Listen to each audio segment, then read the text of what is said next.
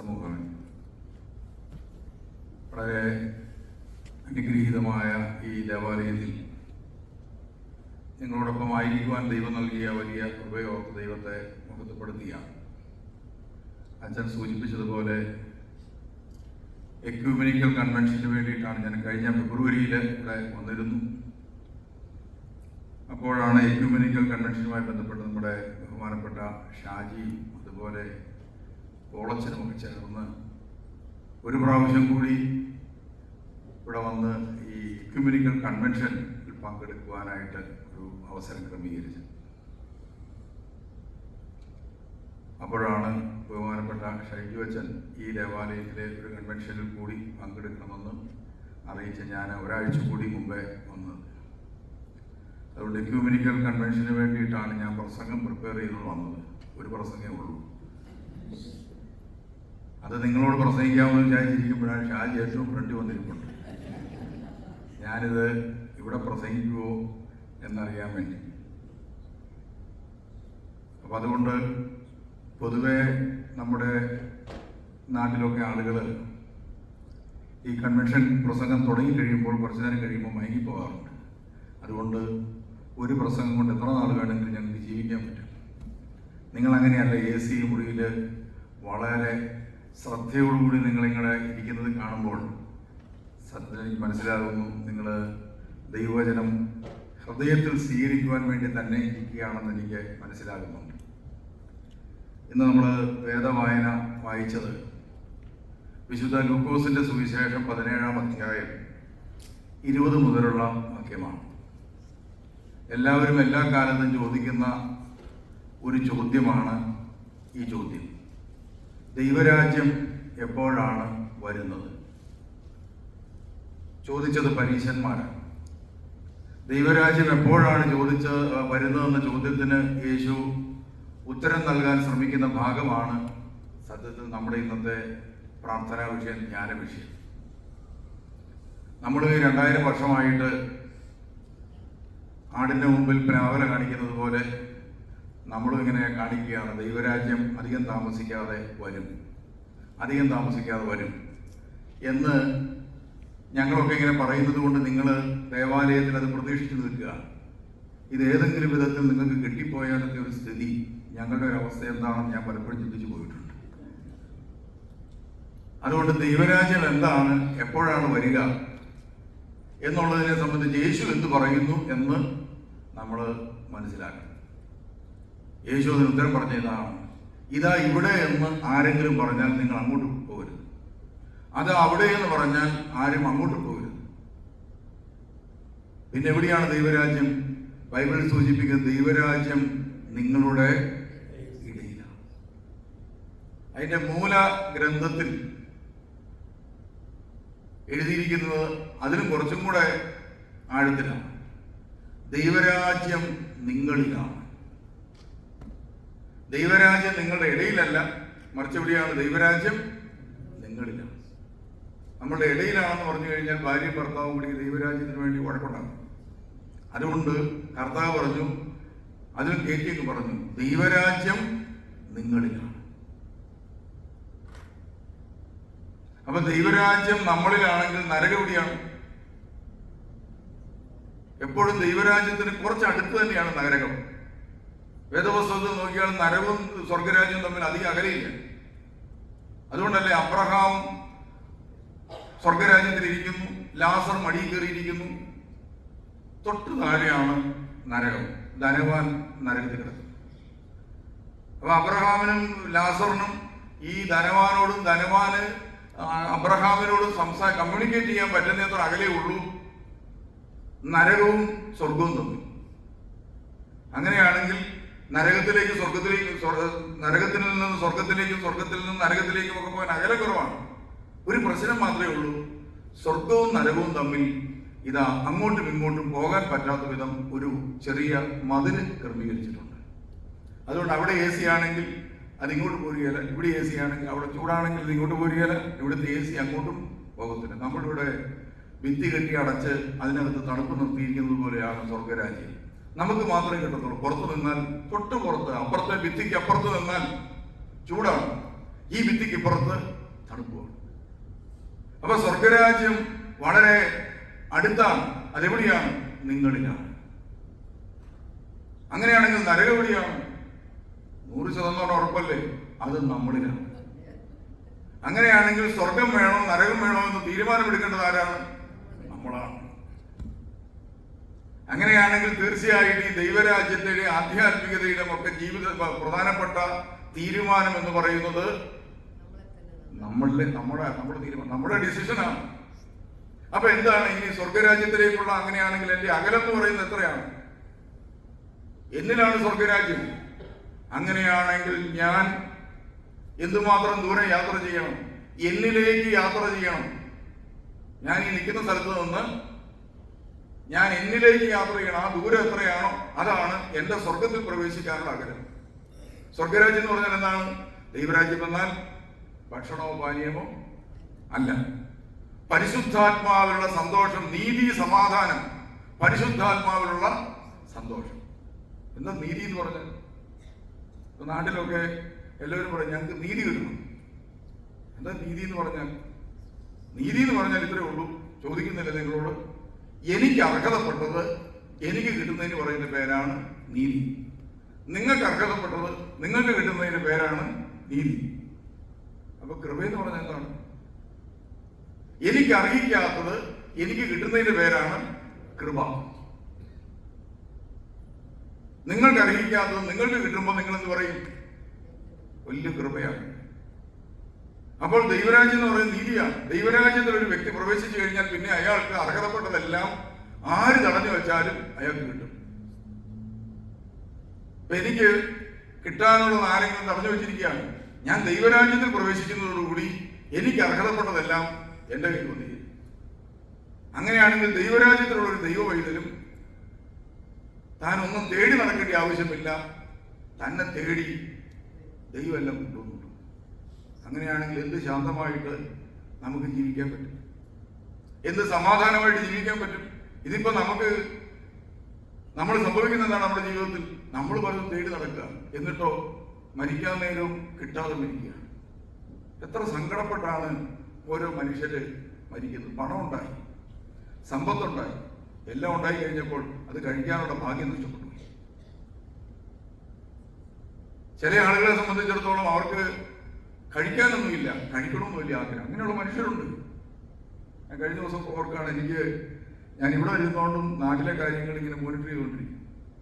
അപ്പം ഞാനൊരു മിഷണറിയെ തമിഴ്നാട്ടിലേക്ക് വിട്ടിട്ടുണ്ട്, അവരോട് താമസിപ്പിച്ചിരിക്കുകയാണ്.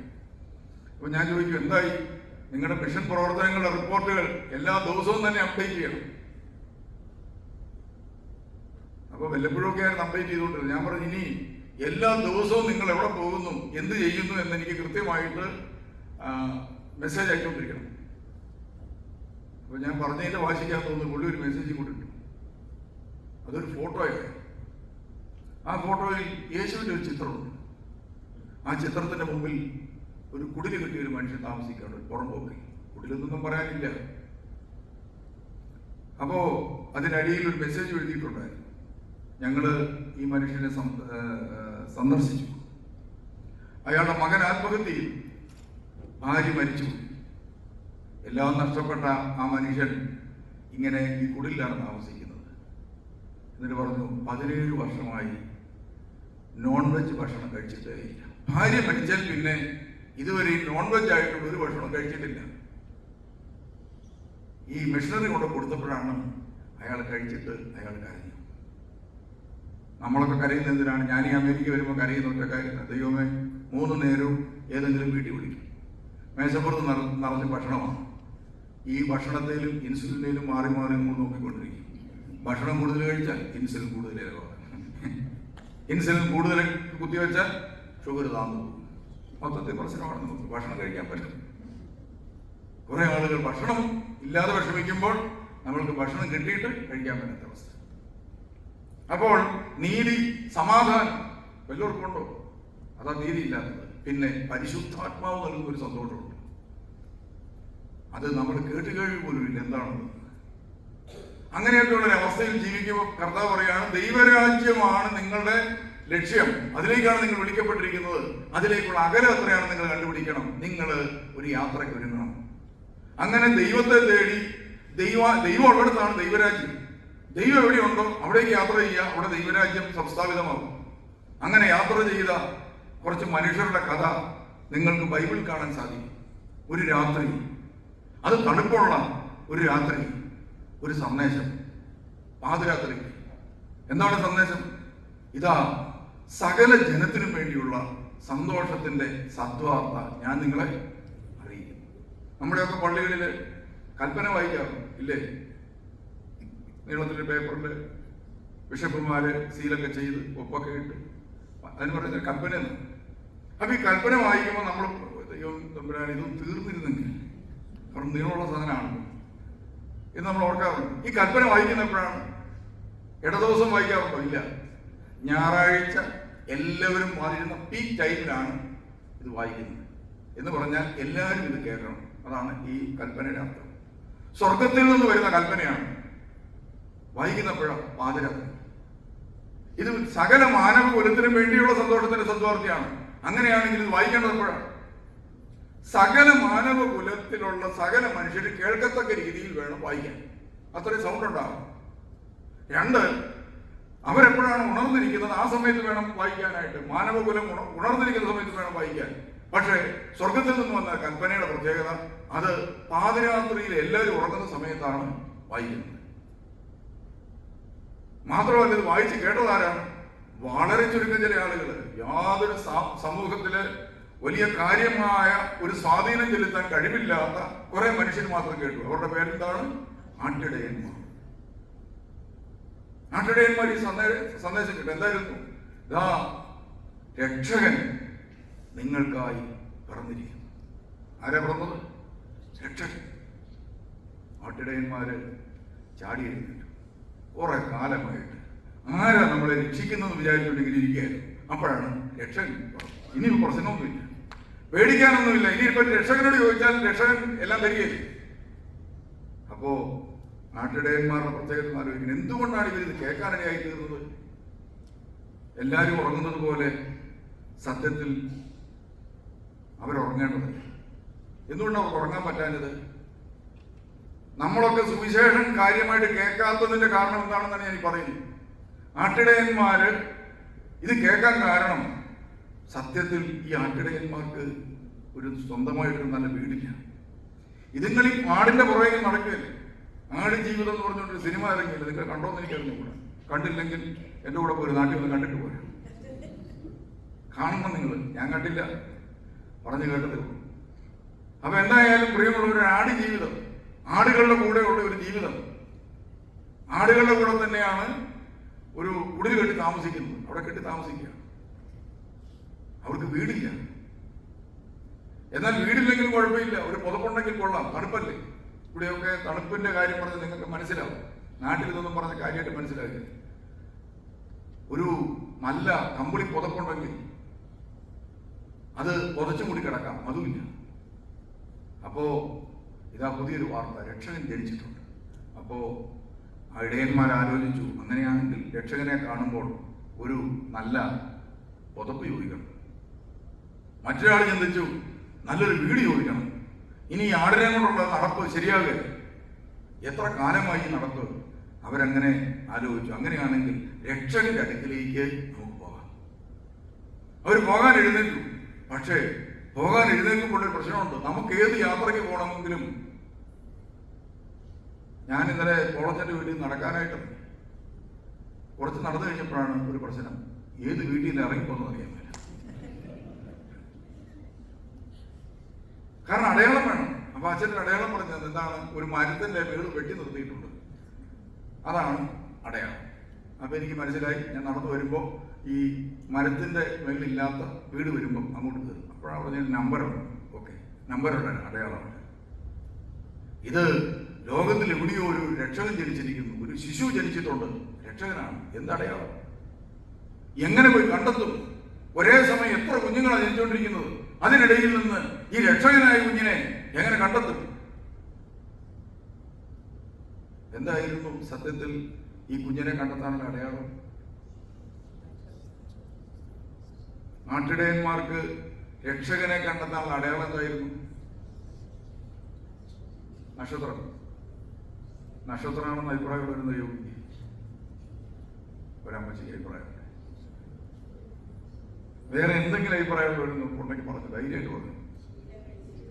കറക്റ്റ്. ഈ നക്ഷത്രം എന്ന് പറയുന്ന അട്ടിടയന്മാർക്ക് കിട്ടിയ അടയാളമല്ല. ആർക്ക് കിട്ടിയ അടയാളമാണ്? വിദ്വാൻമാർക്ക് കിട്ടിയത്, ജ്ഞാനികൾക്കും വിദ്വാൻമാർക്ക് കിട്ടിയ അടയാളമാണ്. ആ അടയാളവും വെച്ച് അവർ പോയിട്ട് എന്നാ പറ്റി? അവരവിടെ ചെന്ന് ഹെരോദാവിന്റെ കഴുത്തിനടിയിലൊക്കെ തപ്പി നോക്കിക്കൊണ്ടിരിക്കുകയാണ്. കൊച്ചുകുടിയെ ജനിച്ചത്. അവസാനം വലിയ അബദ്ധമായി തീർന്നു. ആ നക്ഷത്രം തേടി നക്ഷത്ര ഫലം നോക്കി പോയ ആളുകൾക്ക് സംഭവിച്ചു, സൃഷ്ടാവിനെ സൃഷ്ടിയിലൂടെ കണ്ടെത്താൻ വേണ്ടിയുള്ള ഒരു ശ്രമം നടത്തിയിട്ട് സംഭവിച്ചെന്താണ്? അവസാനം 2 വയസ്സിൽ താഴെയുള്ള 100,000 കുഞ്ഞുങ്ങളുടെ ജീവൻ ബലി കൊടുക്കേണ്ടി വന്നു ഇത്തരം യാത്രകൾക്ക്. അതുകൊണ്ട് സൃഷ്ടിയെ നോക്കി ഒരിക്കലും എന്ത് ചെയ്യരുത്, നമ്മൾ സൃഷ്ടാവിനെ അന്വേഷിക്കരുത്. കണ്ടെത്താൻ പ്രയാസമാണ്. പിന്നെ ഏത് നോക്കണം? സ്വർഗത്തിൽ നിന്ന് കിട്ടിയ അടയാളം എന്താണെന്ന് നോക്കണം.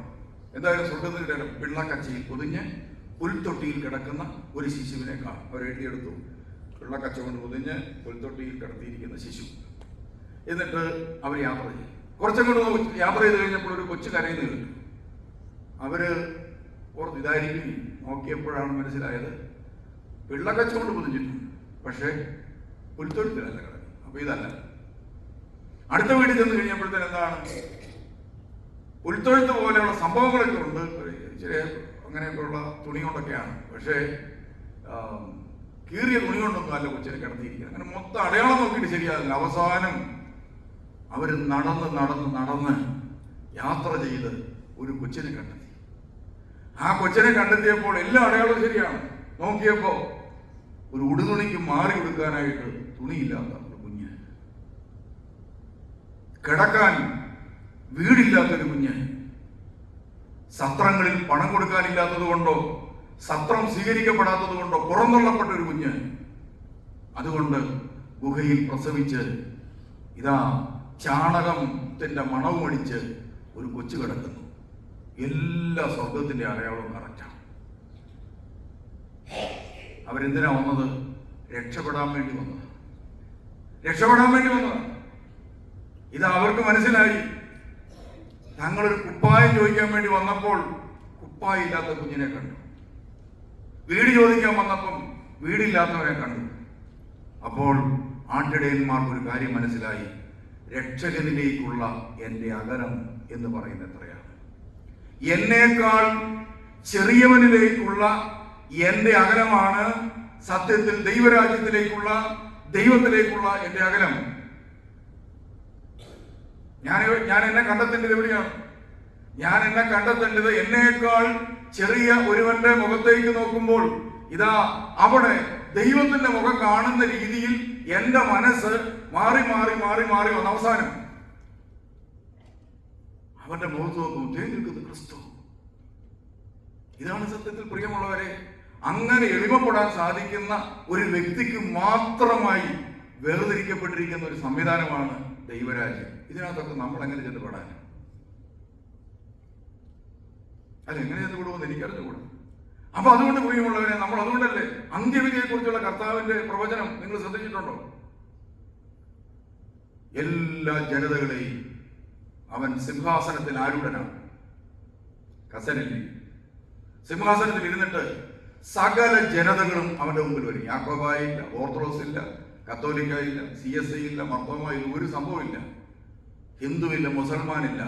ദൈവം സൃഷ്ടിച്ചവർ മുഴുവനും ഇതാ നിരന്നു നിന്നു. കർത്താവ് അവസാന ഘട്ടത്തിലെ അന്ത്യവിധിയുടെ പരീക്ഷ നടത്താൻ പോവുകയാണ്. പരീക്ഷ നടത്താനായിട്ട് പോയപ്പോൾ വലതുഭാഗത്ത് നിൽക്കുന്നവരോട് പറഞ്ഞു, എനിക്ക് വിശന്നു, നിങ്ങൾ എനിക്ക് ഭക്ഷിക്കാൻ തന്നു. അവർ വെച്ചപ്പം നമ്മൾ കണ്ടിട്ട് പോലും ഇല്ലല്ലോ, ഇങ്ങനൊരു താടിക്കാരനെ ഞങ്ങൾ കണ്ടിട്ടില്ല. എനിക്ക് ദാഹിച്ചു, നിങ്ങൾ എനിക്ക് കുടിക്കാൻ തന്നു. ഞാൻ നഗ്നനായിരുന്നു, നിങ്ങൾ എന്നെ കുടിപ്പിച്ചു. അങ്ങനൊരു സംഭവം ഞങ്ങളാരും ഓർക്കുന്നില്ല. കർത്താവ് പറഞ്ഞു, തന്നിരുന്നു, ഞാൻ കഴിച്ചിട്ടുണ്ട്. നിന്റെ കയ്യിലെ മണമുള്ള എൻ്റെ ശരീരത്തിൻ്റെ മണമുള്ള ഭക്ഷണം ഞാൻ കഴിച്ചിട്ടുണ്ട്. അവർക്ക് അതെങ്ങനെ സംഭവിച്ചോ, എപ്പോൾ സംഭവിച്ചു എന്നൊക്കെ പറഞ്ഞുകൊണ്ടിരിക്കുന്ന സമയത്ത് തന്നെ ഇതുങ്ങൾ എന്ത് ചെയ്തു? നേരെ ഓരോന്നോരോന്ന് സ്വർഗത്തിലേക്ക് കയറി. അപ്പോഴാണ് അപ്പോൾ ഇടതുവശത്ത് കുറച്ച് ആളുകൾ വളരെ പറഞ്ഞു, എനിക്ക് വിശന്നു, നിങ്ങൾ എനിക്ക് ഭക്ഷിക്കാൻ തന്നില്ല, ദാഹിച്ചു, കുടിക്കാൻ തന്നില്ല, ഞാൻ കാരാഗ്രഹത്തിലായിരുന്നു, നിങ്ങൾ എന്നെ വന്ന് കണ്ടില്ല. അപ്പൊ അവർ ചോദിച്ചു, അങ്ങനെ ഒരു മീറ്റിംഗ് നമ്മൾ തമ്മിൽ ഉണ്ടായിട്ടില്ലല്ലോ. മാത്രമല്ല, ഞങ്ങൾ എത്രയോ പേർക്ക് ഭക്ഷണം കൊടുത്തിരിക്കുന്നു. ബിഷപ്പൊക്കെ വന്നപ്പോൾ ഞങ്ങളല്ലേ ഭക്ഷണം കൊടുത്തു. വേമ്പനാട്ട് കായലിൽ ജനിക്കുന്ന ഓരോ കരിമീനും അറിയാം എന്താ അതിന്റെ ഭാവി. ഒന്നുകിലൊരു ബിഷപ്പിന്റെ വഴിക്ക് പോകും, ഇല്ലെങ്കിൽ ബിഷപ്പിന്റെ ഡ്രൈവറുടെ വഴിക്ക് പോകും. അത് ബിഷപ്പിനൊക്കെ ഉണ്ടാക്കുമ്പോൾ ആണെങ്കിൽ നമ്മൾ ഈ നാട്ടിലൊക്കെ ആണെങ്കിൽ പിന്നെ ഈ നട്ട്സും കൂടെ ആഡ് ചെയ്യാം, പെട്ടെന്ന് തട്ടിപ്പോകാൻ വേണ്ടിയാ. എത്ര രുചികരമായ ഭക്ഷണങ്ങളാണ് ഞങ്ങൾ എത്രയോ പേർക്ക് ഉണ്ടാക്കി കൊടുത്തിരിക്കുന്നത്. ഇതൊന്നും കണക്കിലില്ലേ? ആ കണക്കിൽ ഇതൊന്നുമില്ല. അപ്പൊ ഈ രണ്ടു കൂട്ടരുടെ പ്രത്യേകത, ഈ രണ്ടു കൂട്ടരും വേദപുസ്തകം വായിക്കാത്തവരാണെന്ന് മനസ്സിലായി. കാരണം എന്താണ്? വേദപുസ്തകം വായിച്ചിരുന്നെങ്കിൽ അവർക്ക് ഈ ക്വസ്റ്റ്യൻ പേപ്പർ ചോർന്ന് കിട്ടി. എന്താണ് ക്വസ്റ്റ്യൻ പേപ്പർ? കർത്താവ് പറഞ്ഞു, ഉത്തരം ഞാൻ പറയാം. ഈ ചെറിയവരിൽ ഒരുവനും കൊടുത്തപ്പോൾ, ഈ ചെറിയവരുടെ ഇടയിൽ നീ എന്നെ തടയേണ്ട ആവശ്യമൊന്നുമില്ല. ചെറിയവന് നീ കൊടുത്തപ്പോൾ അതെല്ലാം എനിക്കാണ് കിട്ടിയത്. അങ്ങനെയാണെങ്കിൽ ക്വസ്റ്റ്യൻ പേപ്പർ ചോർന്ന് കിട്ടിയ ഒരു വിഭാഗം ആളുകൾ ഈ രണ്ടു കൂട്ടരും അല്ലാതെ ജീവിക്കുന്നുണ്ട്. അതാരാ? ഈ വാക്യം കേട്ടിട്ടില്ലാതെ ആരെങ്കിലും ഉണ്ട്? കൈ കൂടി. എത്രയോ നാൾ മുമ്പേ കേട്ടു. ക്വസ്റ്റ്യൻ പേപ്പർ കിട്ടിയിട്ടും പരീക്ഷയ്ക്ക് ജയിക്കാത്ത ചില മനുഷ്യരുണ്ട്. ഞാനും എൻ്റെ കൂടെ, ഞാൻ അച്ഛനായിരുന്ന കാലത്ത് എനിക്ക് ഈ ഡ്രൈവിംഗ് ലൈസൻസ് ഇല്ല. അപ്പം എൻ്റെ കൂടെ ഒരു ഷമ്മാശനുണ്ട്, പുള്ളിക്ക് നന്നായിട്ട് ബൈക്ക് ഓടിക്കാൻ അറിയാം. അപ്പം ഞാൻ പറഞ്ഞു, എന്നെ ഈ ബൈക്ക് ഒന്ന് ഓടിക്കാൻ പഠിപ്പിക്കും. പുള്ളി പറഞ്ഞു, ഞാൻ പഠിപ്പിക്കും. അങ്ങനെ ഷമ്മാശനാണ് എന്നെ അച്ഛനെ ബൈക്ക് ഓടിക്കാൻ പഠിപ്പിക്കും. അത് കഴിഞ്ഞ് ഞങ്ങൾ രണ്ടുപേരും കൂടെ, പുള്ളിക്ക് ലൈസൻസ് ഇല്ല, എനിക്ക് ലൈസൻസ് ഇല്ല, ഞങ്ങൾ രണ്ടുപേരും കൂടെ ലൈസൻസിന് അപ്ലൈ ചെയ്യാൻ വേണ്ടി പോയി. അപ്പോൾ ആദ്യം വേണ്ടത് ലേണേഴ്സ് ലൈസൻസ്. അപ്പോൾ അതിനു വേണ്ടി ഒരു പരീക്ഷ ഇതുപോലെ എല്ലാവരെയും കയറ്റിയിരുത്തും. പരീക്ഷാ പേപ്പർ, ക്വസ്റ്റ്യൻ പേപ്പർ വിതരണം ചെയ്യും. 5 മിനിറ്റോ മറ്റേ ഉള്ളൂ. അതിനുള്ളിൽ തന്നെ എല്ലാം ടിക്ക് ചെയ്യണം. ടിക്ക് ചെയ്ത് കഴിഞ്ഞാൽ അപ്പം തന്നെ കളക്ട് ചെയ്ത് ഇറങ്ങിപ്പോകും. കുറച്ചു നേരം കഴിഞ്ഞ് റിസൾട്ട് വന്നു. എൻ്റെ അധ്യാപകനാണ് എൻ്റെ കൂടെ ഉണ്ടായിരുന്ന മാഷ്. പുള്ളി തോറ്റും പോയി, ഞാൻ ജയിക്കുകയും ചെയ്തു. അപ്പോൾ പുള്ളി ഒരു സംശയം പറഞ്ഞു, അതെങ്ങനെ ഞാൻ തോറ്റത്? ഞാൻ എങ്ങനെ തോറ്റു എന്ന് എനിക്ക് മനസ്സിലാകുന്നില്ല. അപ്പം ഞാൻ പറഞ്ഞതൊക്കെ വായിച്ചു പഠിക്കണ്ടേ? അല്ല, ഞാൻ അച്ഛൻ എന്തൊക്കെയാണോ ടിക്ക് ചെയ്ത് അതുപോലെ തന്നെയാണ് ഞാൻ ടിക്ക് ചെയ്തത്, കോപ്പി അടിച്ചത്. അപ്പോഴാണ് ഞാൻ പറഞ്ഞത്, സത്യത്തിൽ എനിക്ക് കിട്ടിയ ക്വസ്റ്റ്യൻ പേപ്പറിൻ്റെ ഒന്നാമത്തെ ക്വസ്റ്റ്യൻ എന്ന് പറയുന്നത് നിങ്ങളുടെ ക്വസ്റ്റ്യൻ പേപ്പറിലെ രണ്ടാമത്തെ ക്വസ്റ്റ്യൻ. ഇത് തിരിച്ചും മറിച്ചുകൊണ്ടിരിക്കുക. അവിടെയാണ് അടുപ്പിച്ചിരുത്തി പരീക്ഷ എഴുതുന്നത്. അതുകൊണ്ട് ഒരിക്കലും കോപ്പി അടിക്കാൻ മേലാത്ത ഒരൊറ്റ പരീക്ഷയുള്ളൂ. ഏതാണെന്നറിയോ? 2 പരീക്ഷകളുണ്ട്. അതിൽ ഒന്ന് ലേണേഴ്സ് ലൈസൻസിന്റെ ടെസ്റ്റ് എഴുതുമ്പോൾ നോക്കി എഴുതാൻ പാടില്ല. അപ്പോൾ അതൊക്കെ മാറ്റിയെന്ന് തോന്നുന്നു സിസ്റ്റം. രണ്ടാമത്തേത് ജീവിതം. ആരെയും നോക്കി കോപ്പി അടിക്കാൻ പറ്റിയില്ല. ഓരോരുത്തർക്ക് സ്പെഷ്യൽ ജീവിതമാണ്. എനിക്ക് കിട്ടിയ ജീവിതമല്ല നിങ്ങൾക്ക് കിട്ടിയ വിളിയല്ല എനിക്ക്. ഓരോരുത്തർക്കും സെപ്പറേറ്റ് വിധിയാണ്. അങ്ങനെയാണെങ്കിൽ നമ്മൾ മനസ്സിലാക്കിക്കൊള്ളുക, നമ്മുടെ വിധി എപ്പോഴാണ് നടക്കുന്നത്? നമ്മൾ അന്ത്യനാളിൽ വിധിക്കുമെന്ന് ഓർത്തുകൊണ്ടിരിക്കുകയാണ്. അത്രയൊന്നും പോകേണ്ട ആവശ്യമില്ലെന്ന്. നമ്മുടെ വിധി നടക്കുന്ന ഇന്ന് രാത്രിയില്ല. കാരണം ഇന്ന് ഈ വചനം ഞാനിവിടെ പ്രഘോഷിച്ചു, നിങ്ങളിത് കേട്ടു, നിങ്ങൾക്കൊരു കാര്യം മനസ്സിലായി. നിങ്ങളുടെ ഈ പള്ളിയിലെ ഏറ്റവും ചെറിയ മനുഷ്യന്റെ മുഖത്തേക്ക് നിങ്ങൾ സൂക്ഷിച്ചു നോക്കണം. എല്ലാം കാണുന്നുണ്ടോ? ഈ പള്ളിയിലെ ഏറ്റവും ചെറിയവന്റെ മുഖത്തേക്ക് നമ്മൾ വെറുതെ സൂക്ഷിച്ചു നോക്കണം. എല്ലാം കാണുന്നുണ്ടോ? ഒന്നും കാണുന്നില്ല. കള്ളലക്ഷണം പോലെ തോന്നുന്നുണ്ട്. ആ ഏറ്റവും ചെറിയവൻ എന്ന് പറയുന്നത് പണമില്ലാത്തവൻ മാത്രമല്ല, വിദ്യാഭ്യാസം കൊണ്ട് പുറകോട്ട് നിൽക്കുന്നവൻ, അറിവിൽ പിന്നോട്ട് നിൽക്കുന്നവൻ, ബുദ്ധിയിൽ ശകലം പുറകോട്ട് നിൽക്കുന്നവൻ, കഴിവിൽ ശകലം പുറകോട്ട് നിൽക്കുന്നവൻ. നിങ്ങളെ സ്വർഗത്തിലെത്തിക്കാൻ വേണ്ടിയിട്ടുള്ള ദൈവത്തിന്റെ മുഖമാണ് കാണുന്നത്. നിങ്ങളെ സ്വർഗരാജ്യത്തിലേക്ക് കൈപിടിച്ച് കയറ്റാനുള്ള ദൈവത്തിന്റെ മുഖമാണ് നിങ്ങളുടെ മുമ്പിൽ നിൽക്കുന്ന ചെറിയവൻ. നാം അവഗണിച്ച ഓരോ ചെറിയവനും സത്യത്തിൽ പ്രിയമുള്ളവരെ ക്രിസ്തുവിന്റെ മണവും മുഖവുമുള്ളവരാണ്. അവനെ നമുക്ക് മുമ്പിൽ ദൈവം തന്നിരിക്കുകയാണ്. എന്തിനാണ്? നമുക്ക് സ്വർഗരാജ്യം കിട്ടാൻ വേണ്ടി. അപ്പൊ സ്വർഗത്തിന് വേണ്ടിയിട്ടുള്ള അന്വേഷണത്തിനിടയിൽ സ്വർഗത്തിന്റെ താക്കോലുകൾ നഷ്ടപ്പെടുത്തുന്നതിന് തുല്യമാണ് ചെറിയവനോട് കാണിക്കുന്ന അവഗണന. നമ്മളൊക്കെ, ഞാനിങ്ങനെ ഓർക്കാറുണ്ട്, ഞാൻ സുവിശേഷകനായ ശേഷം ആദ്യം വരുന്ന രാജ്യം എന്ന് പറയുന്നത് അമേരിക്കയാണ്. ഞാനിങ്ങനെ ഒരു തീരുമാനം എടുത്തിട്ടുണ്ടായിരുന്നു, കേരളത്തിന് വെളിയിലേക്ക് പോകുന്നില്ല, വേറൊരു രാജ്യത്തിലേക്ക് പോകുന്നു. ഇവിടെ നിന്ന് സുവിശേഷം പ്രസംഗിക്കും, ആവശ്യമുള്ള ഇവരോടൊന്ന് കേൾക്കുക. ഇതായിരുന്നു എൻ്റെ അഭിപ്രായം. പക്ഷേ പ്രത്യേക പ്രതികൂല സാഹചര്യങ്ങൾ, അനുകൂല സാഹചര്യങ്ങളും ഒക്കെ മാറി മാറി വന്നപ്പോൾ അമേരിക്കയ്ക്കാണ് ആദ്യത്തെ സുവിശേഷ യാത്ര. ഒരു ഒളിച്ചോട്ടം പോലെ ഒരു യാത്രയായിരുന്നു സത്യത്തിൽ അത്. എന്തായാലും അങ്ങനെ വന്ന് ഞാൻ തിരിച്ചു. പിന്നീട് പല രാജ്യങ്ങൾ മാറി മാറി ഓരോരുത്തർ വിളിക്കാൻ തുടങ്ങി. യൂട്യൂബൊക്കെ കണ്ടിട്ട് ഓരോരുത്തർ എന്നെ പ്രസംഗിക്കാൻ തുടങ്ങി. കേരളത്തിൻ്റെ പല സഭകളിലും പല വേദികളിലും പ്രസംഗിച്ചു. എല്ലാവരും കേട്ടു, സന്തോഷമായിട്ട്. അച്ഛൻ പറഞ്ഞതുപോലെ നല്ല പ്രസംഗമാണ് എന്നൊക്കെ പറഞ്ഞ് അവർ പോകും. പിന്നെ ആ കഥയൊക്കെ അവർ ഓർത്തിരിക്കുകയും ചെയ്യും, വേദപുസ്തകത്തിൻ്റെ വാക്യം ഓർത്തിരിക്കുകയില്ല. പക്ഷേ ഈ അടുത്ത കാലത്താണ് എനിക്ക് മനസ്സിലായത്, ഞാനിൽ പലതും കണ്ടു. ഞാൻ ഭാരതം കണ്ടിട്ടുണ്ട്, എൻ്റെ രാജ്യം ഞാൻ കണ്ടിട്ടുണ്ട്, ഇന്ത്യക്കാരനെ ഞാൻ കണ്ടിട്ടുണ്ട്. നമ്മളിൽ ആരാ കണ്ടിട്ടുണ്ട്? എനിക്കൊരു അഭിപ്രായമുണ്ട്. നിങ്ങൾ നാട്ടിൽ വന്നു കഴിയുമ്പോൾ ഒരു വണ്ടി എടുത്ത് വെറുതെ നിങ്ങളുടെ കുഞ്ഞുങ്ങളെയുമായിട്ട്, ഈ അമേരിക്കയിലൊക്കെ ജനിച്ചു വളർന്ന നിങ്ങളുടെ കുഞ്ഞുങ്ങളെയുമായിട്ട് ഈ ഇന്ത്യയുടെ പല ഭാഗങ്ങളിലൂടെ വെറുതെ വണ്ടി ഓടിച്ചു പോകണം. തെരുവിലൂടെ, ഗ്രാമങ്ങളിലൂടെ വണ്ടി കയറ്റിക്കൊണ്ട് പോകണം. അവിടെ ഗ്രാമങ്ങളിൽ കൊണ്ടുപോയി വണ്ടി നിർത്തണം. അവിടെ മെലിഞ്ഞുണങ്ങി ഓടി നടക്കുന്ന കുഞ്ഞുങ്ങൾ അവരെ കാണിച്ചു കൊടുക്കണം. ഇത് നിന്റെ സഹോദരനാണ്, ഇത് നിന്റെ സഹോദരിയാണ്. നമ്മളാരും സത്യത്തിൽ പ്രിയമുള്ളവരെ നമ്മുടെ സഹോദരങ്ങളെ തേടുന്നില്ല. ഭൂമിയിൽ ക്രിസ്തുവിന്റെ വെളിച്ചം കിട്ടാതെ പോയ എത്രയോ മനുഷ്യർ. അപ്പൊ അവരുമായിട്ടുള്ള എൻ്റെ അകലമാണ് എൻ്റെ ദൈവരാജ്യത്തിലേക്കുള്ള അകലം. ഞാൻ ഓർക്കുകയാണ്, കുറെ നാളുകൾക്ക് മുമ്പ്, കുറെ വർഷങ്ങൾക്ക് മുമ്പ് ഞാൻ പയ്യനായിരുന്ന സമയത്ത് ഈ ചെറിയ മിഷൻ പരിപാടികൾക്ക് പോകും. അങ്ങനെ എൻ്റെ കൂടെ ഒരു വക്കീലുണ്ടായിരുന്നു. പുള്ളിക്ക് ഇങ്ങനെയുള്ള കാര്യങ്ങളിലേക്ക് ചാടി വീഴുന്ന വലിയ താല്പര്യമാണ്. എനിക്കത് 18 വയസ്സിൽ.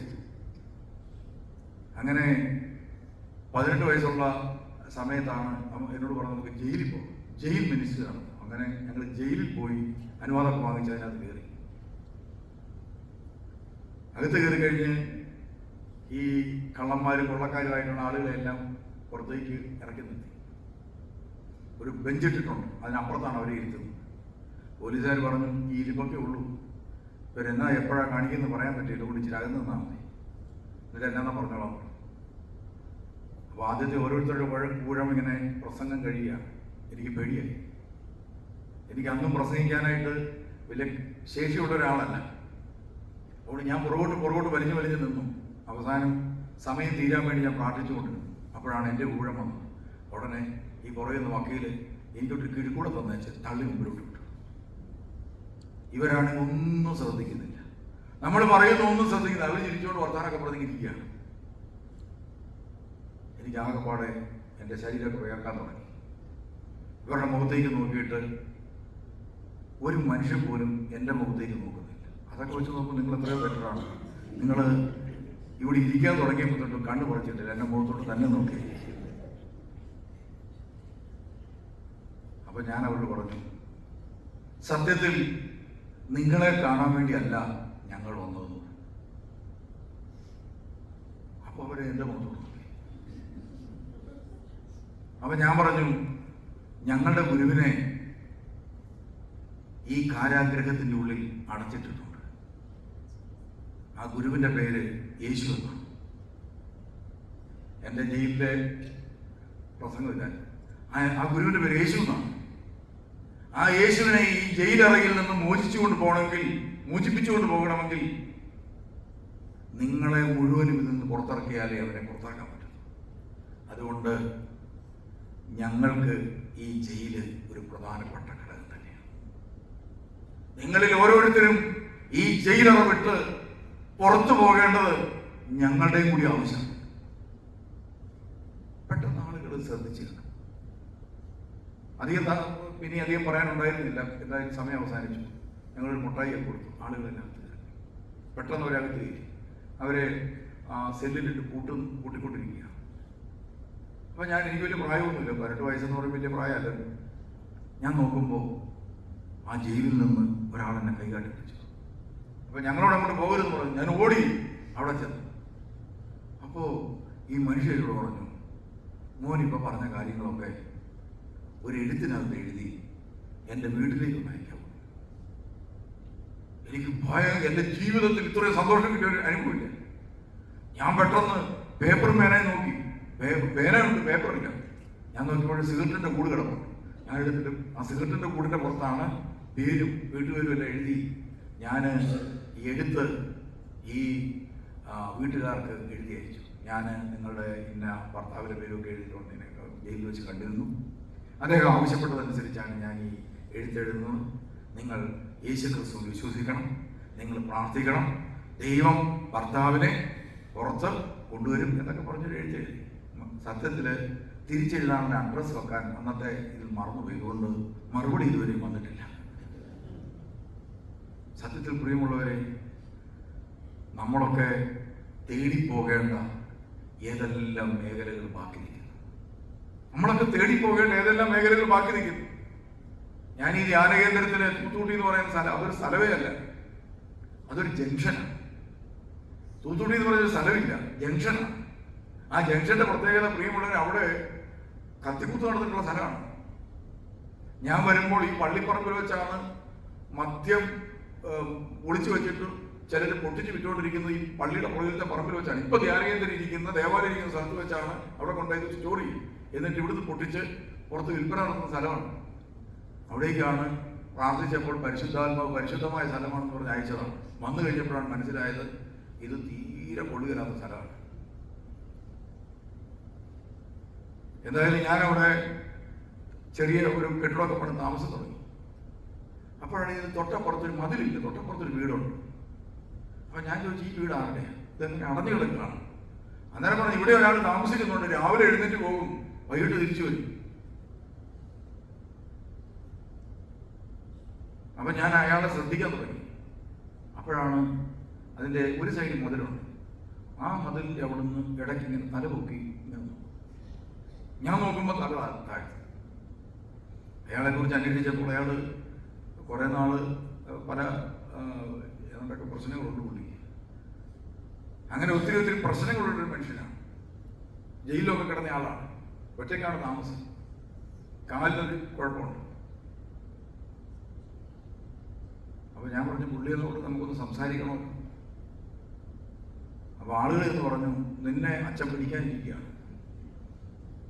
അപ്പൊ എന്നെ കുറിച്ചാണെങ്കിൽ അവിടെ ഈ പൊടിപ്പും തൊങ്ങലും വെച്ച കഥകളാണ് വരുന്നത്. ചുട്ട കോഴിയെ പറപ്പിക്കുന്ന അച്ഛനാണ് വന്നിരിക്കുന്നത് എന്നൊക്കെയാണ്.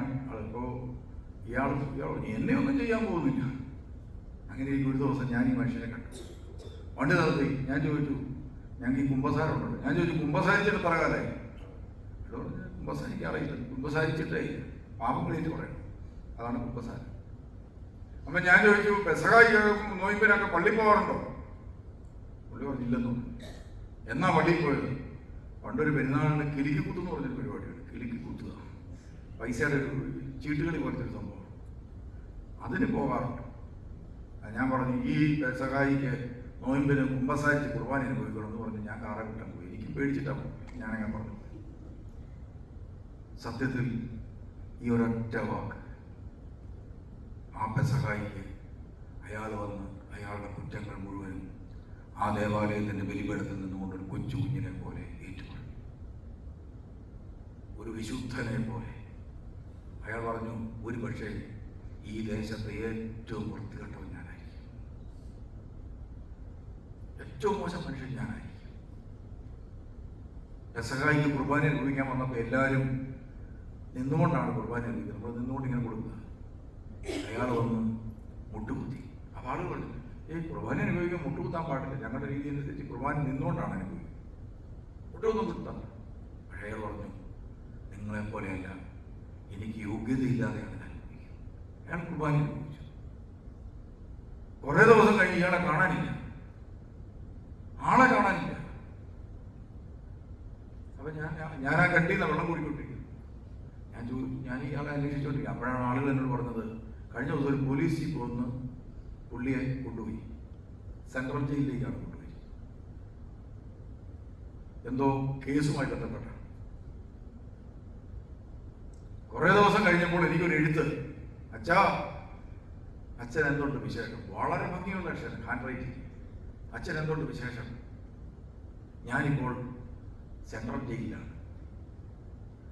ഞാൻ ജയിലിലാണെന്ന കാര്യം അച്ഛൻ ആരോടും പറയണ്ട, ലോകം മുഴുവൻ അറിഞ്ഞു, പറയണ്ട. പക്ഷേ ഇന്ന് എന്നെ കണ്ടില്ലെന്ന് വിചാരിച്ച് എൻ്റെ കണ്ടിൽ നിന്ന് അച്ഛൻ വെള്ളം പോരാതിരിക്കരുത്. ഞാൻ 9 മാസം കഴിയുമ്പോൾ തിരിച്ചു വരും, അന്നേരം നമുക്ക് കാണാം. ഞാൻ പിറ്റേ ദിവസം തന്നെ, എനിക്കന്നൊരു കാറുണ്ട്. അന്നത്തെ നമ്മുടെ കാറിൻ്റെ പ്രത്യേകത, ഈ പെട്രോളിന് ഭയങ്കര വിലയായതുകൊണ്ട് കാറിൻ്റെ പുറകിൽ കുക്കിംഗ് ഗ്യാസ് ഇരിച്ചു. എന്നിട്ട് നട്ടുപോട്ടൊക്കെ ഇട്ട് മുറുക്കി ശരിയാക്കി കഴിഞ്ഞാൽ 2 കുറ്റി ഗ്യാസ് ഉണ്ടെങ്കിൽ തിരുവനന്തപുരത്ത് പോയിട്ട് തിരിച്ചു വരാം. 50 പൈസ കിലോമീറ്റർ മാത്രം, മറ്റേ 5 രൂപയാണ്. അപ്പോൾ 10-1 വിലയ്ക്ക്, അല്ലെങ്കിൽ അത് തന്നെ വിലയ്ക്ക് നമുക്ക് പോയിട്ട് വരാം. അപ്പോൾ ഞാൻ 2 കുക്കിംഗ് ഗ്യാസൊക്കെ ഘടിപ്പിച്ച് തിരുവനന്തപുരത്ത് പോയി. ഞാൻ അവിടെ ചെന്ന് ജയിലറെ കണ്ട് ഈ മനുഷ്യനെ ആവശ്യപ്പെട്ടു. ജയിലർ ഒരു യാത്രക്കാരനായിരുന്നു. അയാൾ തൊപ്പിയൊക്കെ വെച്ച് ജയിലിലേക്ക് കയറി ചെന്നപ്പോൾ തന്നെ ആളുകൾ പേടിച്ചെന്നിരിക്കുന്നു. ഞാനും അകത്ത് കയറി. അപ്പോഴാണ് എനിക്ക് മനസ്സിലായി, ഈ അകത്തേക്ക് കൊണ്ടുപോകുന്ന ഓരോരുത്തരുടെ നല്ല ഇടി കൊടുത്താണ് അകത്ത് കയറ്റുന്നത്. അങ്ങനെ ഒരു സംഭവം ഉള്ളതാണ്. നടയടി എന്ന് പറയും. കയറിയാൽ ഉടനെ ഡ്രസ്സൊക്കെ മാറ്റുന്ന സമയത്ത് കുനിച്ച് നിർത്തി ഇടിക്കുകയോ ബെൽറ്റിനടിക്കുകയോ ചെയ്യും. അപ്പോൾ കാറുന്ന പച്ചയൊക്കെ എനിക്ക് കിട്ടിയില്ല കേട്ടോ.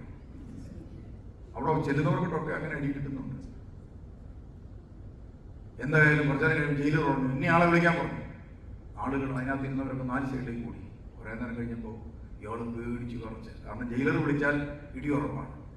പേടിച്ച് കുറച്ച് പുള്ളി കൈകൊണ്ട് കുപ്പി ഇങ്ങനെ വന്നിരിക്കുക. ഉടനെ ജയിലർ ചോദിച്ചു, ഈ അച്ഛനെ അറിയുമെന്ന് ചോദിച്ചു.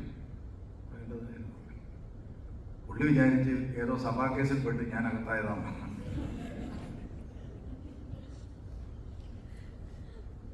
അപ്പോ ഞാനോട് ചോദിച്ചു, അച്ഛനെന്നെ ഇവിടെ? അപ്പൊ ഞാൻ പറഞ്ഞു, ഞാൻ വർഗീസിനെ കാണാൻ വന്നു.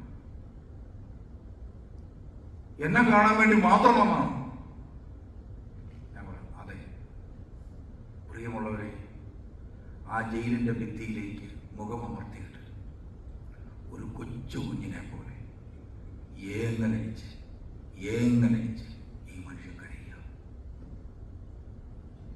സത്യത്തിൽ ഞാൻ ഈ ധ്യാനമൊക്കെ ഒരാഴ്ചത്തെ ധ്യാനമൊക്കെ നടന്നു.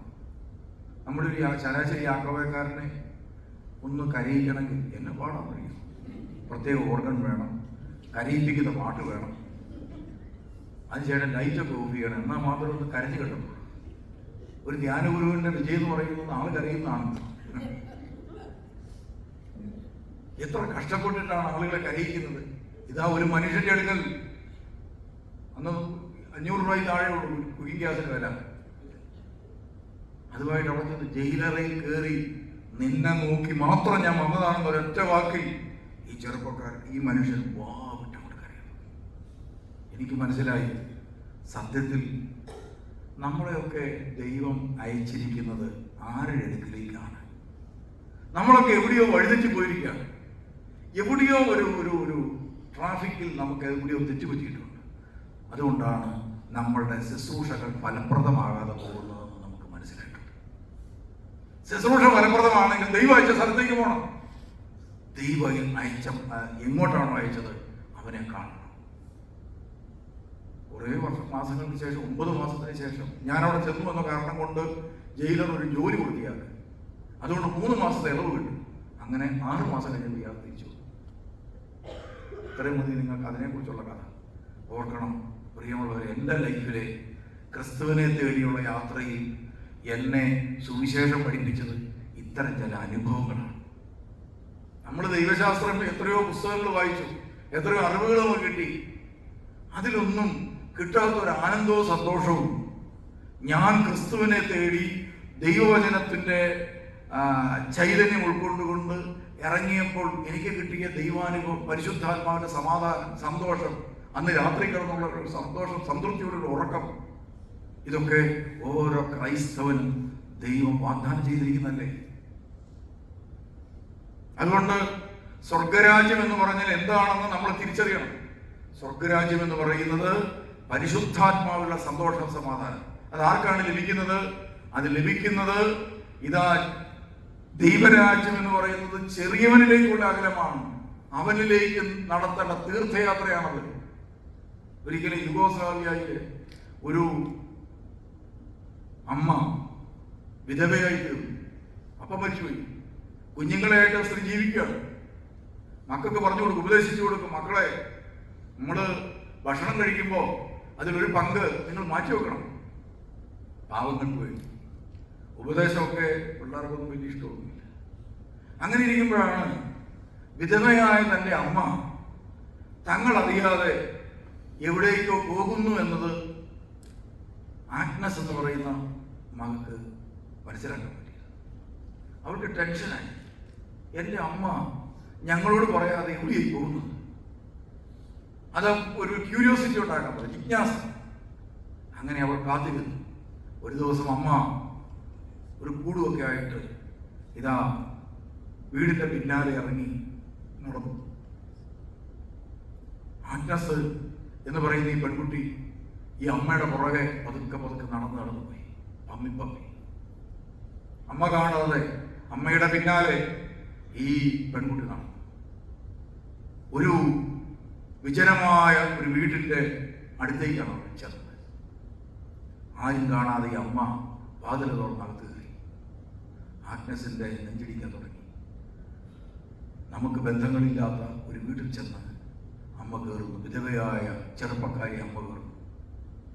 എന്തായിരിക്കും ഇതിനുള്ളിൽ നടക്കുക? എന്തിനാണ് അമ്മ ഞങ്ങളോട് പറയാതെ ഇവിടെ വന്നത്? അത് അവളെ വല്ലോണ്ട് അവിടെ ശ്വാസോച്ഛ്വാസമൊക്കെ കൂടി. അവൾ പതുക്കെ ജനാലയിൽ വലിഞ്ഞു കയറി. വെന്റിലേഷനിലൂടെ താഴേക്ക് അവൾ നോക്കി. എൻ്റെ അമ്മ എന്താണ് ചെയ്യുന്നത്? അവൾ കണ്ട കാഴ്ച ഇതാണ്. എല്ലും തോലുമായി കിടക്കുന്ന ഒരു സ്ത്രീ തൻ്റെ വീട്ടിൽ നിന്ന് കൊണ്ടുവന്ന ഭക്ഷണം, മിച്ചം വെച്ച ഭക്ഷണം ഇതാ ആ അമ്മ ആ സ്ത്രീയുടെ വായിലേക്ക് വെച്ചു കൊടുക്കുന്നു. അതിനുശേഷം ആ വസ്ത്രങ്ങളെല്ലാം തൻ്റെ കുഞ്ഞുങ്ങളുടെ ഊരി മാറ്റുന്നത് പോലെ ഊരി മാറ്റി അതിനുശേഷം ആ സ്ത്രീയെ തുടച്ച് വൃത്തിയാക്കി വീട്ടിൽ നിന്ന് കൊണ്ടുവന്ന ഇതാ നല്ല വസ്ത്രം ആ അമ്മയെ ധരിപ്പിച്ചു. അതിനുശേഷം ആ പഴയ വസ്ത്രങ്ങളെല്ലാം പ്ലാസ്റ്റിക് കൂടിനകത്താക്കി ആ സ്ത്രീ ആ വാതിലടച്ച് ആരും അറിയാത്തതുപോലെ തിരിഞ്ഞു നടന്നു. ആഗ്നസ് എന്ന് പറയുന്ന പെണ്ണ് ഇതാ ജനാലക്കിൽ നിന്ന് താഴേക്ക് ചാടി കൈകൂപ്പി തൻ്റെ അമ്മയുടെ പിന്നാലെ, ക്രിസ്തുവിൻ്റെ പിന്നാലെ എന്നതുപോലെ ഇതാ അവൾ യാത്ര ചെയ്തു. ഒരു തീർത്ഥയാത്ര. ആ തീർത്ഥയാത്ര ചെന്ന് അവസാനിച്ചത് എവിടെയെന്നറിയോ? കൽക്കട്ടയിലെ തെരുവുകളിൽ സ്വാഭാവികമല്ലാത്ത രീതി എന്ന് പറഞ്ഞാൽ ഇതാ വ്യഭിചാരത്തിലോ മറ്റു രീതിയിലോ ഒക്കെ ജനിച്ച തെരുവിൽ എറിയപ്പെട്ട കുഞ്ഞുങ്ങളെ തോളിലേറ്റിക്കൊണ്ട് പോകുന്ന ഒരു സ്ത്രീയായി, മദർ തെരേസയായി, ഭാരതത്തിൻ്റെ അമ്മയായി ഒരു സ്ത്രീ, ഒരു പെൺകുട്ടി മാറിയതിൻ്റെ പിന്നിലെ ചരിത്രം അവളുടെ അമ്മയുടെ ഇതാ അവളുടെ അമ്മയിൽ സ്വർഗരാജ്യം സ്ഥാപിക്കപ്പെട്ടു എന്നുള്ളതാണ്. അങ്ങനെയെങ്കിൽ പ്രിയമുള്ളവരെ, നമുക്കുമില്ലേ കുഞ്ഞുങ്ങൾ? നമ്മുടെ ഈ ജീവിതയാത്രയിൽ നോക്കി യാത്ര ചെയ്താൽ ഈ കുഞ്ഞുങ്ങൾ രക്ഷപ്പെടുമോ ഇല്ലയോ എന്ന് നിങ്ങൾ ഈ രാത്രി ചിന്തിക്കണം. എൻ്റെ ഈ ജീവിതം ഫോളോ ചെയ്ത് എൻ്റെ കുഞ്ഞുങ്ങൾ സ്വർഗത്തിലെത്തുമോ? വിശുദ്ധരായി തീരുമോ? ഭൂമിയെ പിടിച്ച് കുലുക്കുമോ? ഒരു പെൺകുട്ടി ഭൂമിയെ പിടിച്ച് കുലുക്കുകയാണ്. ലോകത്തിൽ എവിടെ ചെന്നാൽ ഈ സ്ത്രീയെ പരിചയമുണ്ട്.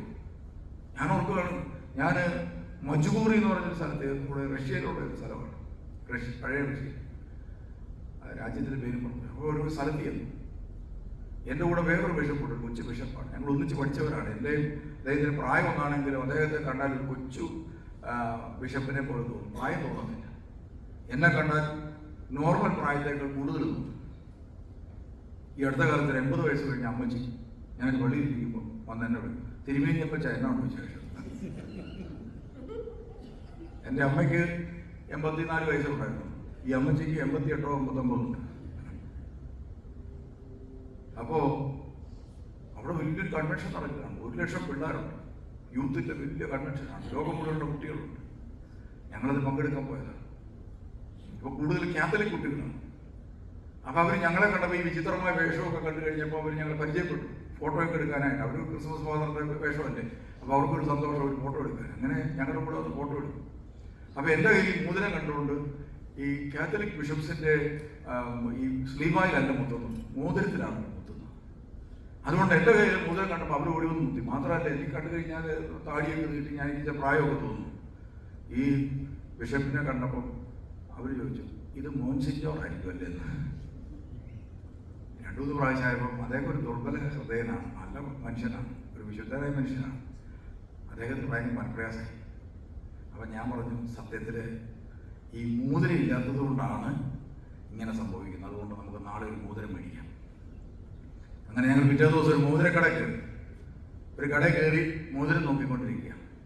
അപ്പോൾ അവർ ചോദിച്ചു, എവിടെ നിന്നാണ് നിങ്ങൾ വരുന്നത്? അപ്പോൾ ഞങ്ങൾ പറഞ്ഞു, ഇന്ത്യയിൽ നിന്നാണ്. ഓ, ഇന്ത്യയിൽ നിന്നാണ്. മദർ തെരേസയുടെ നാട്ടിൽ നിന്നാണ്. നമ്മൾ മദർ തെരേസയെ കണ്ടിട്ടില്ല, കൽക്കട്ട കണ്ടിട്ടില്ല. ഞങ്ങൾ പറഞ്ഞു, അതെ, മദർ തെരേസയെ മരിച്ചടക്കിയ നാട്ടിൽ നിന്ന് വന്നവരാണ് നിങ്ങളല്ലേ, നിങ്ങൾ എത്ര ഭാഗ്യമുള്ളവരാണ്. എന്നിട്ട് പുള്ളി പറഞ്ഞു, ഞാൻ യുഗോസ്ലാവിയയിൽ നിന്ന്.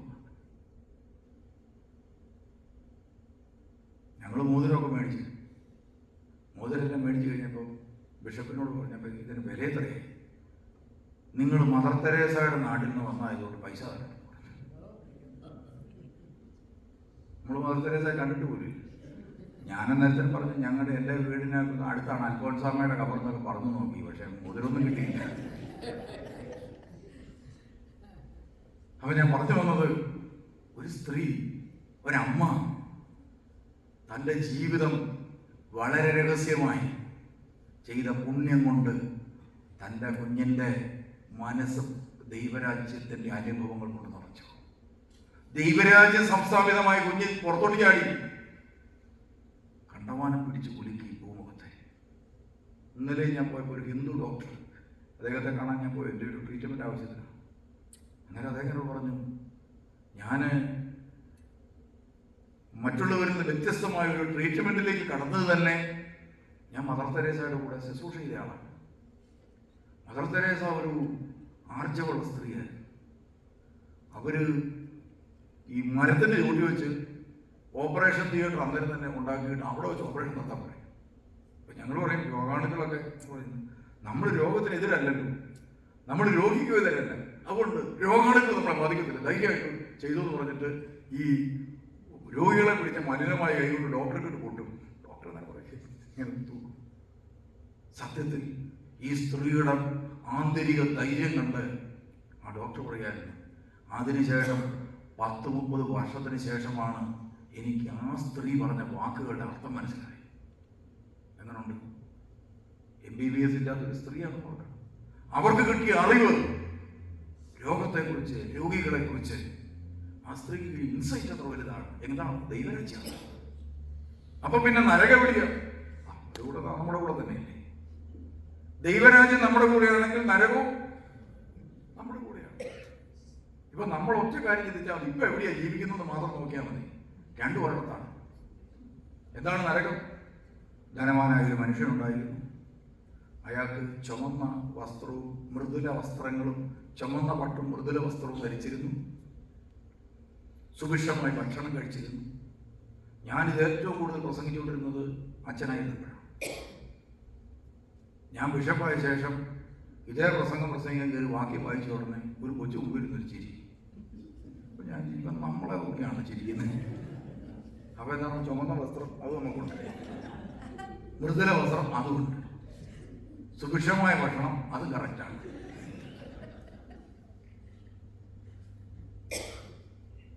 തൊട്ടടുത്ത് ലാസർ കിടപ്പുണ്ട്, അത് കറക്റ്റായിട്ട് കിടപ്പുണ്ട്. ലാസർ എന്ന് പറഞ്ഞാൽ പള്ളിയെ സംബന്ധിച്ചിടത്തോളം കപ്പ്യാരാണ് ലാസർ. പാവം. ഇവിടുത്തെ അമേരിക്കയിലെ ശുശ്രൂഷൻ്റെ കാര്യമല്ലേ പറഞ്ഞു, നാട്ടിലെ അച്ഛൻ്റെ ചീത്ത കേൾക്കണം, കൈകാരൻ്റെ ചീത്ത കേൾക്കണം. എത്ര പേർ?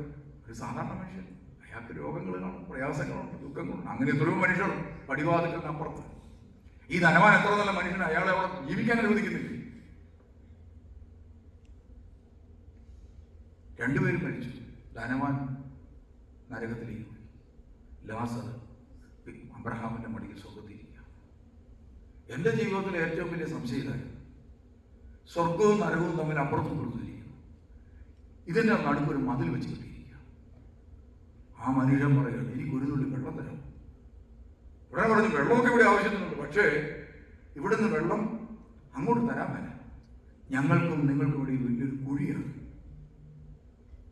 എൻ്റെ ലൈഫിൽ ഏറ്റവും കൂടുതൽ സെമിനാരിയിലായിരുന്നത് എന്നെ ചിന്തിപ്പിച്ചിരുന്നത് ഈ കുഴി കുഴിച്ചത് ആരാണെന്നുള്ളതാണ്. ഈ ഒരു കുഴി ഇല്ലായിരുന്നെങ്കിൽ ആ ധനവാൻ ഇങ്ങോട്ട് കയറാനും ഈ ലാസറിനും അബ്രഹാമിനും അങ്ങോട്ട് ഇറങ്ങാനും എന്ത് എളുപ്പമായിരുന്നു. ഇത് വലിയ കുഴിയാണ്. ഇതാരെയും കുഴി കുഴിച്ചത്? ദൈവം കുഴിക്കൂ? ദൈവത്തെ കുഴി കുഴിച്ചത്? ദൈവം കുഴികൾ നികത്താൻ വേണ്ടി വന്നവനാണ്. പിന്നെ ആരാണ് ഈ കുഴി കുഴിച്ചത്? സത്യത്തിൽ ഇത് മനസ്സിലാക്കിയാൽ ലോകത്തിലെല്ലാം പ്രശ്നം തീരും. ഞാനിപ്പോൾ ഇവിടെ ഈ കസേരയിരിക്കുകയാണ്. നിങ്ങൾ ജീവിതകാലത്ത് വിചാരിച്ചാൽ ഈ കസേരയിരിക്കാൻ പറ്റുമോ? നടക്കുമോ? ആഗ്രഹമുണ്ട്. നമുക്കൊക്കെ എല്ലാവർക്കും ഏറ്റവും നല്ല കസേരയിലിരിക്കണമെന്ന് ആഗ്രഹമുണ്ട്, പക്ഷെ നടക്കുകയില്ല. ചിലർക്ക് കല്യാണം കഴിച്ചില്ലായിരുന്നെങ്കിൽ ആരൊക്കെ നോക്കാനും. പക്ഷെ എനിക്ക് ആ കസേരയിൽ ഇരിക്കാൻ 4 സ്റ്റെപ്പ് വെച്ചാൽ മതി. നിങ്ങളുടെ ജീവിതകാലം മുഴുവൻ നിങ്ങളിനി കഷ്ടപ്പെട്ടാൽ ഇവിടെ എത്തിയല്ലോ നിങ്ങൾ. എനിക്ക് നിങ്ങളുടെ അടുക്കൽ വരാൻ 4 സ്റ്റെപ്പ് വെച്ചാൽ മതി. അങ്ങനെയാണെങ്കിൽ ഞാനും നിങ്ങളും തമ്മിലുള്ള കുഴി നികത്താൻ ഏറ്റവും യോഗ്യനാരാണ്? ഞാൻ തന്നെയാണ്. മനുഷ്യനും മനുഷ്യനും തമ്മിലുള്ള ബന്ധങ്ങളുടെ ഇടയിലുള്ള കുഴികൾ ആരാണോ സൃഷ്ടിക്കുന്നത് അവർ തന്നെ നികത്തണം. ആർക്കാണോ നികത്താൻ കഴിവുള്ളത് അവൻ തന്നെ നികത്തണം. ഭാര്യയും ഭർത്താവും തമ്മിലുള്ള ബന്ധത്തിനിടയിൽ കുഴിയുണ്ടോ? അത് നികത്തണം. മക്കളും അപ്പനും തമ്മിലുള്ള ബന്ധത്തിനിടയിൽ കുഴിയുണ്ടോ? നികത്തണം. അതുപോലെ പള്ളിയിലെ അംഗങ്ങൾ തമ്മിലുള്ള ബന്ധങ്ങൾക്കിടയിൽ കുഴിയുണ്ടോ? നികത്തണം. നികത്തിയില്ലെങ്കിൽ സംഭവിക്കാൻ പോകുന്നത് ഈ കുഴി അവിടെ കിടക്കും. നാളെ മരിച്ചു കഴിയുമ്പോൾ ഇതൊരു കുഴിയായി നമുക്ക് സ്വർഗത്തിലേക്ക് കയറാൻ. സ്വർഗമെല്ലാം അടുത്ത് നിൽക്കുകയാണ്. ഒത്തിരി ദൈവാനുഗ്രഹങ്ങൾ ദൈവം വെച്ച് നീട്ടിയിരിക്കുകയാണ്. ഇതൊന്നും അനുഭവിക്കാൻ പറ്റാത്തവരായി മാറും. ക്രൈസ്തവർക്ക് ദൈവരാജ്യം അനുഭവിക്കാൻ പറ്റാത്തതിന്റെ കാരണവും ഈ ബന്ധങ്ങളുടെ ഇടയിൽ കുഴിയാണ്. അതുകൊണ്ട് ആ ധനവാൻ പറഞ്ഞു, എന്നായാലും കുഴി വന്നു, എനിക്കെന്താ നികത്താൻ പറ്റിയില്ല, ഒരു തുള്ളി വെള്ളം തരുമോ? നരകത്തിന്റെ ഏറ്റവും ഭീകരമായൊരു മുഖമാണ് പ്രിയമുള്ളവരെ അവിടെ വരച്ച് കാണിച്ചിരിക്കുന്നത്. ഒരു തുള്ളി വെള്ളം തരുമോ എന്ന് പറഞ്ഞാൽ, നരകം എന്ന് പറഞ്ഞാൽ എന്താണ്? നരകം ഒരുമാതിരി ദാഹമാണ്. ദാഹം എന്തിനെ സൂചിപ്പിക്കുന്നതാണ്? ഒരു ശൂന്യതയെ സൂചിപ്പിക്കുന്നതാണ്. എന്തിന്റെ ശൂന്യത? വെള്ളമില്ലാത്തതിന്റെ ശൂന്യതയാണ്. അല്ലെ? നമുക്ക് വെള്ളം പറ്റി കഴിയുമ്പോൾ നമുക്ക് നാക്കിലൊക്കെ ഒരു പ്രത്യേക തോന്നി തുടങ്ങും, ദാഹം. അങ്ങനെയാണെങ്കിൽ യേശു പറഞ്ഞില്ലേ, ആർക്കെങ്കിലും ദാഹിക്കുന്നെങ്കിൽ പരിശുദ്ധാത്മാവുള്ള സന്തോഷവും സമാധാനം ഞാൻ നിങ്ങൾക്ക് തരാം. എന്റെ സമാധാനം അതുപോലെ ഞാൻ നിങ്ങൾക്ക് തരാം. എന്റെ അടുക്കൽ വന്ന് കുടിപ്പി. എന്റെ അടുക്കൽ വന്ന് നിങ്ങൾ കുടിക്കണം, ദാഹം തീർക്കണം. അതിന് പകരം ദൈവവുമായി ബന്ധമില്ലാത്ത മനുഷ്യൻ, അയാൾക്ക് ദാഹമാണ്. അയാൾ ദാഹിച്ചിട്ട് നടക്കുകയാണ്, ദാഹം തീർക്കുക. എന്താണ്? ചിലർ വിചാരിക്കും പണം കിട്ടിയാൽ ദാഹം തീരും. അയാൾ പണത്തിന്റെ പിന്നാലെ നടന്ന് സമ്പന്നനായി അവസാനം ആ പണമൊന്നും ഉപയോഗിക്കാൻ അയാൾക്ക് സാധിക്കാതെ എല്ലാം ഭൂമിയിൽ ഉപേക്ഷിച്ചിട്ട് അയാൾ മരിക്കുന്നില്ല. 100 ഏക്കറുള്ള ആർക്കും 6 അടി മണ്ണേ കിട്ടുന്നുള്ളൂ. ഞങ്ങൾക്കൊക്കെയാണ് 4 കിട്ടുന്നുള്ളൂ. അതെന്നാമായിരിക്കും? കസേരയിൽ ഇരുത്തി കിട്ടിയില്ല അവിടെ ഇറങ്ങുന്നത്. 6 പോലും വേണ്ട, 4 മതി. നിങ്ങൾക്കാണെങ്കിൽ 6 വേണം.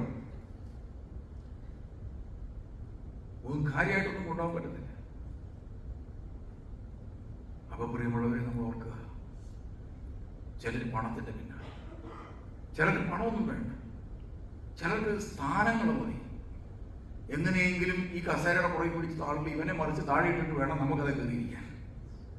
അങ്ങനെ മറിച്ചിട്ട് കഴിയും വേറെ ആൾ കയറിയിരിക്കും. പിന്നെ നമ്മൾ നിരാശപ്പെട്ടിരിക്കും, ഇവനെ ഇനി പോകണം. എന്ത് സ്ട്രഗിളാണ് നമ്മൾ സഭയിൽ അനുഭവിക്കുന്നത് അല്ലേ?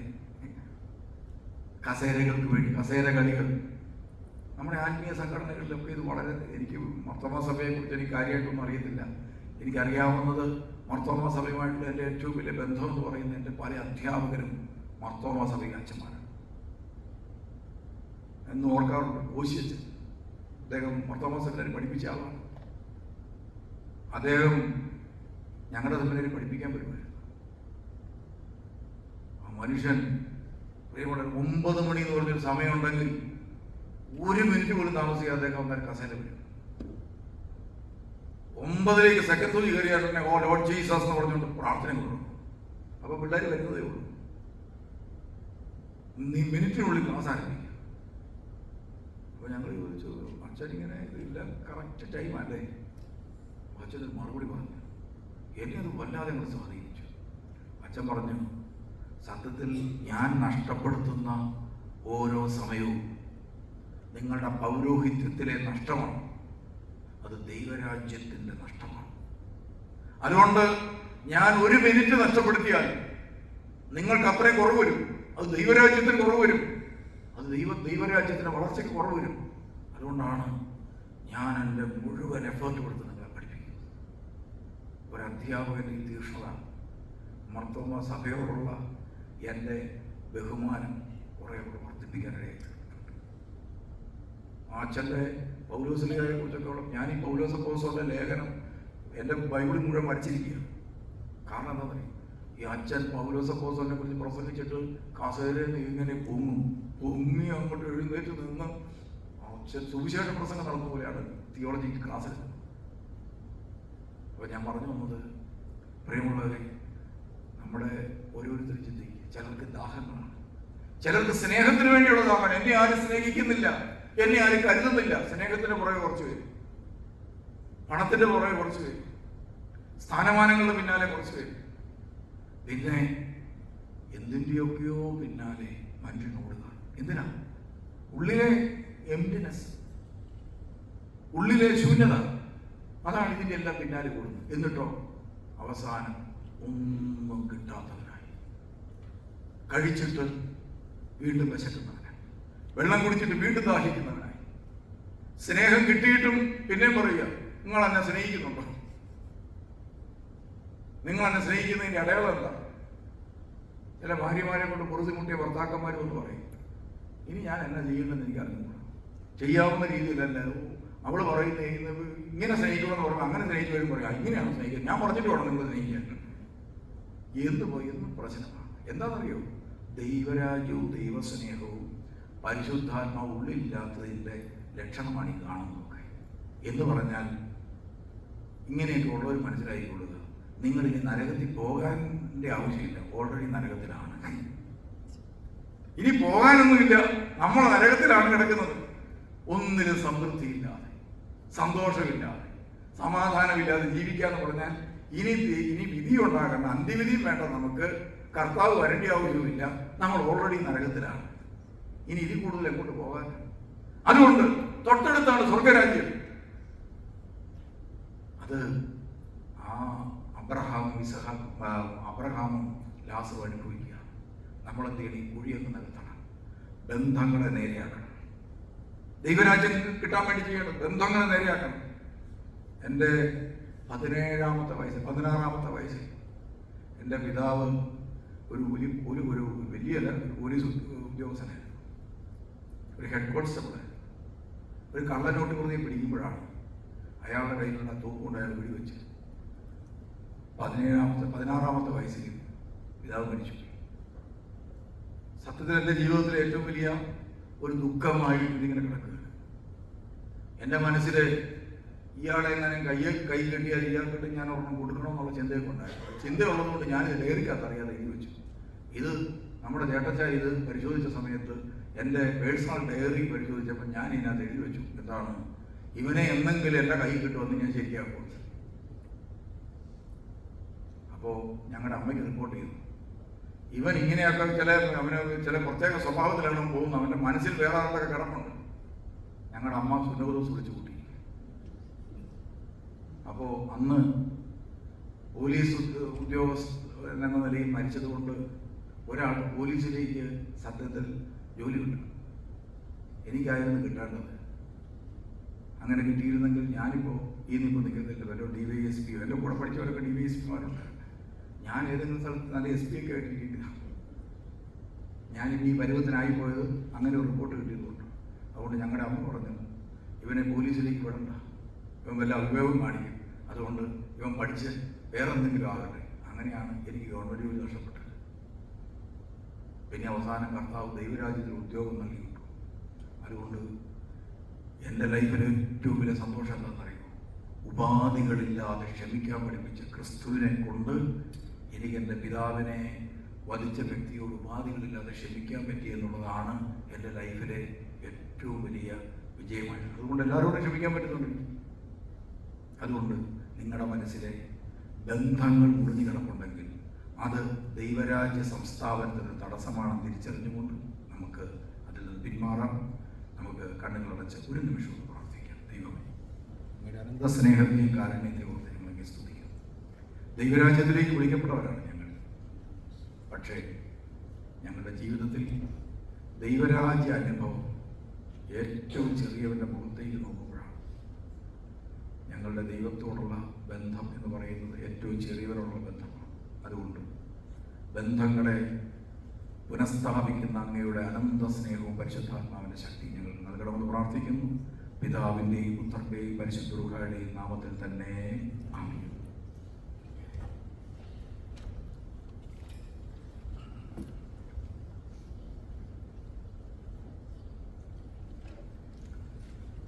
ദൈവവചനത്തിൻ്റെ താളിൽ കർത്താവേ കഴിഞ്ഞ ഒരു മണിക്കൂർ സമയം നിലനിർത്തിയ ദൈവത്തിൻ്റെ സ്നേഹത്തിനായി നമുക്ക് ദൈവത്തെ സ്തുതിക്കുകയും സ്തോത്രം ചെയ്യുകയും ചെയ്യാം. നാളെ വൈകിട്ട് 6:30 ഗാന ശുശ്രൂഷയോടുകൂടെ നമ്മുടെ കൺവെൻഷൻ്റെ 2ാമത്തെ രാത്രി സമാപന രാത്രിയാവുന്നല്ലോ. എല്ലാവരും പ്രാർത്ഥനയോടെ ശുശ്രൂഷയിൽ സംബന്ധിക്കുവാനായിട്ട് ഒരുങ്ങി വരണമേ. ഇത്രയും പേര് കടന്നു വന്ന സംബന്ധിച്ചതോളം ഞാൻ